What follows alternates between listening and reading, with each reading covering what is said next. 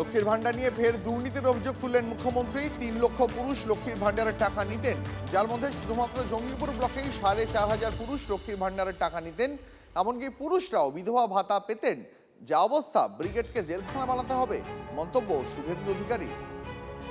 অবাক হয়ে যাবেন, 3 লক্ষ পুরুষ পাওয়া গেছে যারা লক্ষ্মী ভান্ডার, তার মধ্যে চিত্তবাবু আছেন। শুধু জঙ্গিপুর ব্লকে 4,500 পুরুষ পাওয়া গেছে। মুর্শিদাবাদ, কৃষ্ণনগর 2-এ একটা অঞ্চলে পাওয়া গেছে 273 জন।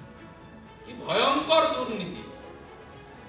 আপনি হিসাব করে দেখুন, এই 30 লক্ষের টাকা বছরে কত হাজার কোটি টাকা, 1,500 করে হিসাব করুন। অতএব আমরা খুব স্বচ্ছতার সঙ্গে আমরা যা করছি, এর সুফল আগামী 50 বছর এই রাজ্যে সরকার পাবে। আমরা ডাটা ব্যাংক তৈরি করে নিচ্ছি। ভাবলে অবাক হবেন, বিধবা ভাতাও পুরুষদের দিয়ে গেছে। যেখানে হাত দেওয়া হচ্ছে, তো ব্রিগেড প্যারেড ময়দানকে জেল বানাতে হবে।